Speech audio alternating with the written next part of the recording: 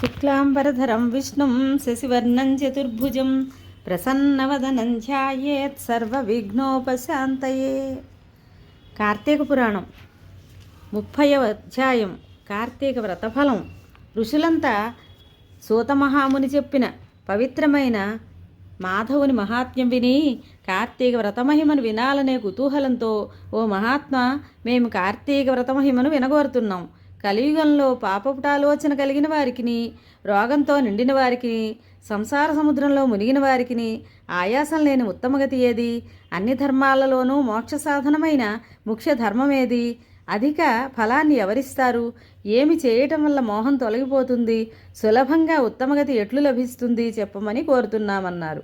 వారి మాటలను విన్న సూతుడు, ఓ ముల్లారా, మీరు మంచి విషయాన్ని అడిగారు. గోవిందుని చరిత్ర చెప్పమంటున్నారు. మానవ శ్రేయాన్ని కోరిన మీ ప్రశ్నలు ఉదాత్తాలు. ఈ ప్రశ్నల వల్ల మీరు లోకోపకారులయ్యారు. అందువల్ల ఎక్కువ దక్షిణలిచ్చే యాగాలు చేయటం వల్ల ఎంత ఫలితం కలుగుతుందో, తీర్థస్నానం చేయటం వల్ల ఎంత ఫలితం కలుగుతుందో అంత ఫలితాన్ని మీరు పొందగలుగుతారు. సకల శాస్త్రవేత్తలైన ఓ ఋషులారా, వేదంలో చెప్పిన కార్తీక ఫలం వినండి. శ్రీమన్నారాయణకి ప్రీతి కలిగించేది, అత్యుత్తమమైనది అయిన కార్తీక వ్రతాన్ని గూర్చి చెప్తాను వినండి. దానిని గురించి చాలా విస్తారంగా చెప్పబడి ఉంది. అదంతా నేను వర్ణించలేను. సంక్షిప్తంగా చెబుతాను. విష్ణు చరిత్రాన్ని వినగోరేవారు సంసార సాగరాన్ని నుండి తప్పించుకుంటారు.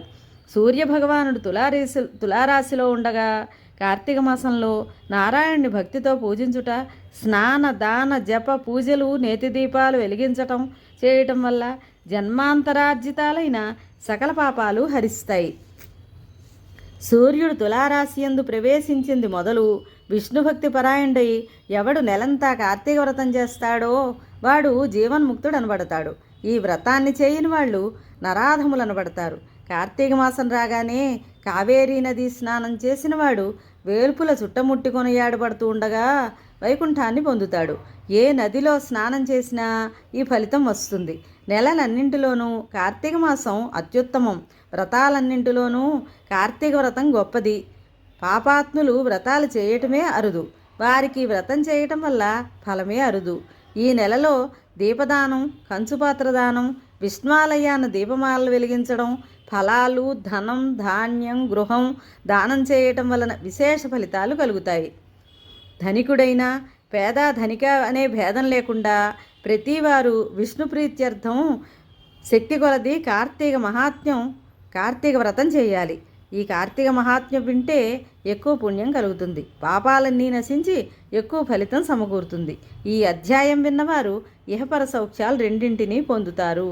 ఇది శ్రీ స్కాంద పురాణాంతర్గత కార్తీక మహాత్మ్యమందలి 30వ అధ్యాయం సంపూర్ణం.